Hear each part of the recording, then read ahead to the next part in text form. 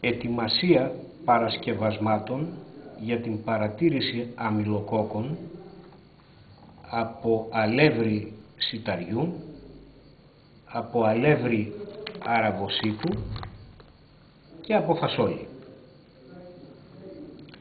Σε μία αντικειμενοφόρο πλάκα στάζουμε μία σταγόνα αραιού διαλύματος λουγκόλ, παίρνουμε και μικρή ποσότητα από το αλεύρι του σιταριού και την απλώνουμε στη σταγόνα. Σκεπάζουμε με καλυπτρίδα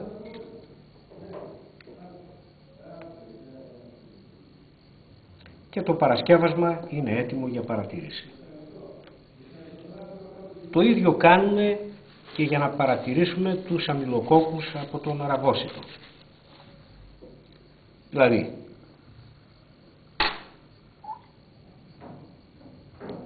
σταγόνα από αραιό λουγκόλ,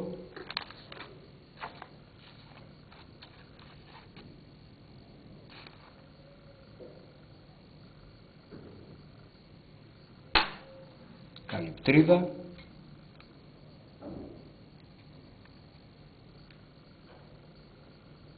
και είναι έτοιμο για παρατήρηση. Για τους αμυλόκοκκους του φασολιού ανοίγουμε στη μέση ένα φασόλι, αποχωρίζουμε δηλαδή τις δύο κοτυλιδόνες, βάζουμε μία σταγόνα λουγκόλ στην αντικειμενοφόρο και με το ξηραφάκι ξύνουμε την επιφάνεια του φασολιού.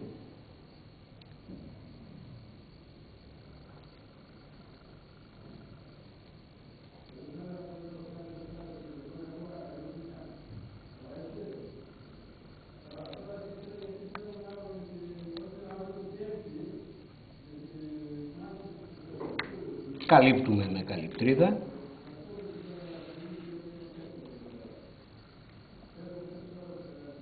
και το παρασκεύασμα είναι έτοιμο για παρατήρηση.